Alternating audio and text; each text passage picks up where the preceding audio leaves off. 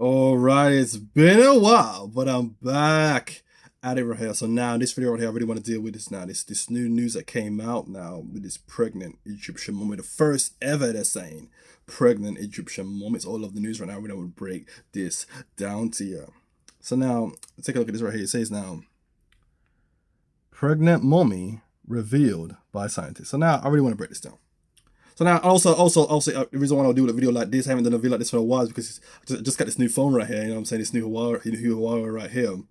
I really just want to, test the cameras out. You know what I mean? So I thought, what better way than to really break this down and also test this out at the same time? So now, again, it's pregnant mommy. So now I really want to deal with it. So now again, but what's interesting, and the reason why we're chosen to do it over here, because this actually segues into,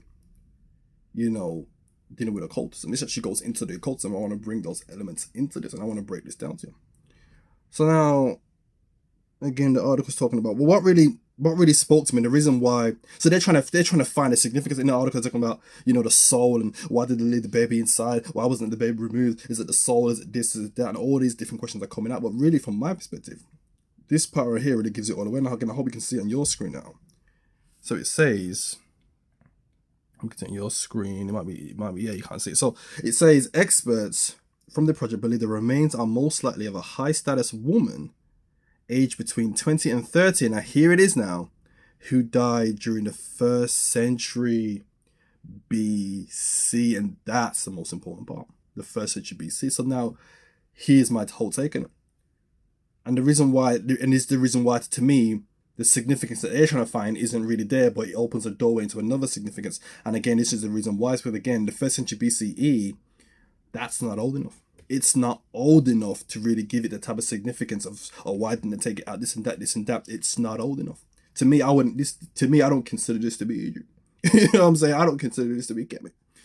1st century BCE, it's not old enough for me to consider this to be of any real significance to where we can say, all right, why didn't they do this? Why didn't they do that? That's what it reveals to me. This isn't old enough. This isn't canonized Egypt. This isn't Kemet to me, right? 1st century BCE, right?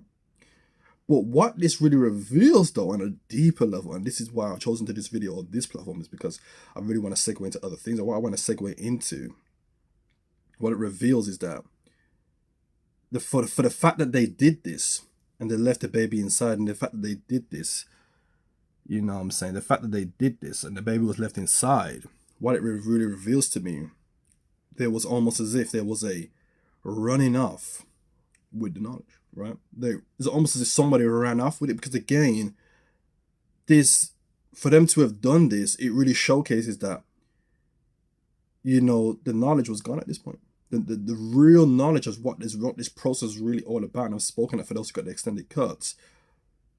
This is not what this was all about. So the knowledge is lost. We know with King Tut, they got a mummified babies and dead, a mummified, fetuses in King Tut's tomb. So again, the knowledge is gone at this point. So it's almost as if there was a running off, right, with knowledge. And again, it was almost as if there was a cut-off point, right? And again, the reason why I wanted to speak about this, and the reason why it segues into, is because this is something I did mention in extended cuts, and what I did mention was that, what if, is it possible, can one even suggest that, really, because, they talk about the invasions and this and that, the people came in, from my perspective, and the research that I've come to now, what I've come to understand now is, the invasions didn't even take place. But again, I want to go into it. So now we're not saying that nobody came in, that's not what we're saying. Right. For example, here's the best example I can give you. Now, if I came into your house, have I invaded your house? Right? No. You've let me in, right? You've invited me into your house. But if I've invaded, guns blazing, I've invaded your house, I'm taking everything. I'm taking the paints on the wall. I'm taking the jewelry. I'm taking the gold. I'm even taking the information and the knowledge. I want to know. But the reason why I speak about how did the invasions take place, because again, we know they didn't dead a light bulb, they didn't dead a light bulb, right? Whether we can say whether we agree it's a light bulb, whatever, that's some technology, right? But again, the Greeks came in, the Romans came in. But where is, and this is something I mentioned in extended cut, but I want to mention it here now, where is the Greek light bulb? Where is the Roman light bulb? Where is it? So, but they came in, right? So they saw the gold, they got the gold, they got the culture, they got all of that, the culture, you know what I'm saying, the gods, the deities. But the one key thing that they didn't take was the knowledge. Isn't that so interesting? Why did it take them thousands of years later to come back then with the British, with the French to get the knowledge? Where was the knowledge in Greece? Where was the knowledge in Rome, right? And you know, it's funny because again, and you see a lot of these guys now, and this is what I mean, where it's like, you know, we got to raise the bar with this. We really got to raise the bar. Like a lot of these guys, and I mentioned it in other videos, they can't call their stuff mysteries anymore. They can't call that no more because they're talking about how, you know, the Greeks came in and the mathematics and all of that. But that was garbage, right? They left, that was the knowledge that they just left lying around. But the real knowledge that I can't speak on publicly right now, but in due time, they didn't come anywhere near that, right? They didn't even get their hands on that, you see.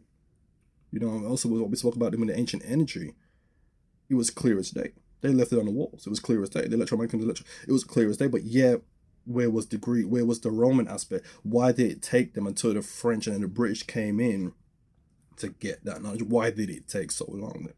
If they really invaded, why did it take so long?